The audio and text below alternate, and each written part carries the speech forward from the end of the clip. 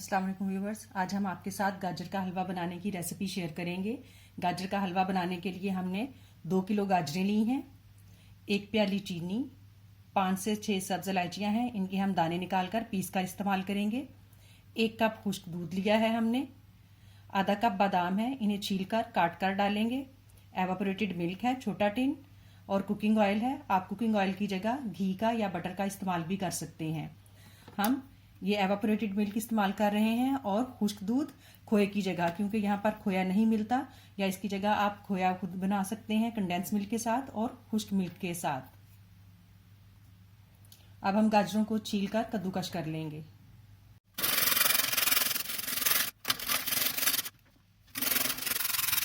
हम इन्हें कद्दूकस करके साथ साथ बड़ी डेगची में ट्रांसफर करते जाएंगे, क्योंकि परात में जगह कम है। अब हम इसे चूल्हे पर पकने के लिए रख देंगे। पहले हम इसे हल्की आंच पर रखेंगे, उसके बाद हम इसे तेज आंच पर पकाएंगे। यहाँ पर जो गाजरें हैं वो बहुत ज़्यादा पानी छोड़ती हैं और उसकी वजह से ये बिल्कुल इनका पेस्ट बन जाता है अगर इन्हें हल्की आंच पर रखा जाए। और इसमें हम कोई भी दूध वगैरह शामिल नहीं करेंगे, सिर्फ खुश्क दूध और जो एवापोरेटेड मिल्क है उसका ही इस्तेमाल करेंगे, क्योंकि अगर हमने इसमें दूध या पानी डाल दिया तो गाजरें जो हैं वो बहुत ज़्यादा गल जाएंगी और पेस्टी पेस्टी सी हो जाएंगी। अब इसमें से आवाज़ आ रही है, इसका पैंदा जो है वो अच्छे से गर्म हो चुका है। अब हम इसे आंच तेज़ करके पकाना शुरू करेंगे।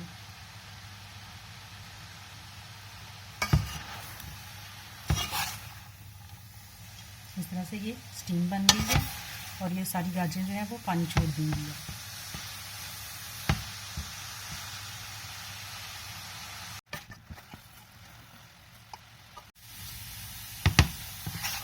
पानी जो है वो गाजरों में से खुश्क हो गया है, इन्होंने जितना भी पानी छोड़ा था।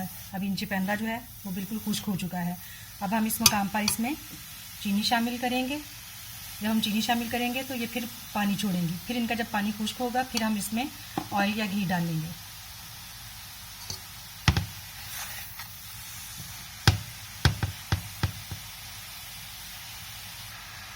जैसे ही हमने चीनी को मिक्स किया है, गाजरों ने फिर पानी छोड़ना शुरू कर दिया है।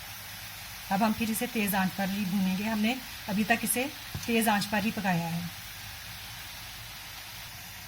इस तरह से ये पानी दोबारा पैंदे में जमा हो रहा है। चीनी का पानी भी अब खुश्क हो चुका है। अब हम इसमें कुकिंग ऑयल डालेंगे, तकरीबन 1 कप।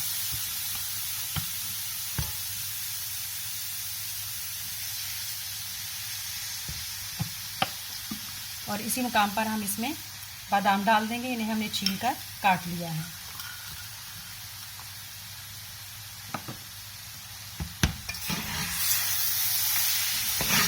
और इसे दोबारा से भूनेंगे। अभी हमने इसमें इलायची का पाउडर शामिल नहीं किया।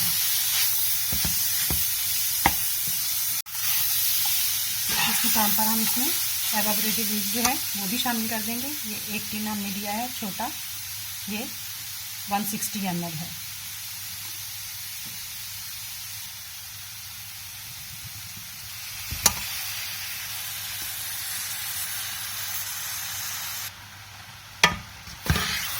अब हम इसे अच्छी तरह से भूनेंगे ताकि हमने जो इसमें मिल्क शामिल किया है वो भी खुश्क हो जाए, और आंच तेज़ ही रखनी है। इसकी काफ़ी हद तक भुनाई हो चुकी है। अभी हमने इसमें ड्राई मिल्क शामिल करना है, तो अब हम ड्राई मिल्क थोड़ा थोड़ा करके शामिल करेंगे और इसकी मज़ीद भुनाई करेंगे।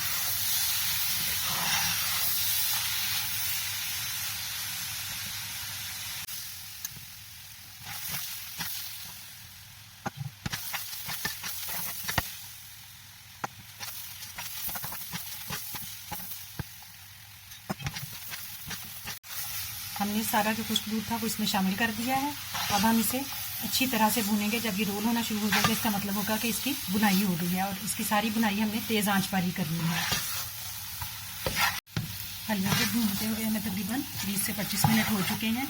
इस मुकाम पर आकर हलवा जो है वो नीचे लगना शुरू हो गया है, इसलिए हमने इसकी आंच जो है वो हल्की कर ली है, और साथ साथ ही इसको नीचे से रगड़ते जाएँ ताकि जले ना और उसमें कोई स्मेल ना आए।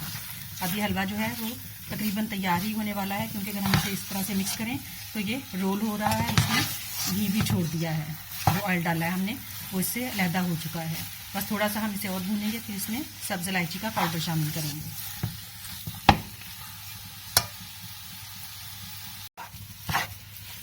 इसे भूनते हुए मज़ीद 10 मिनट हो चुके हैं।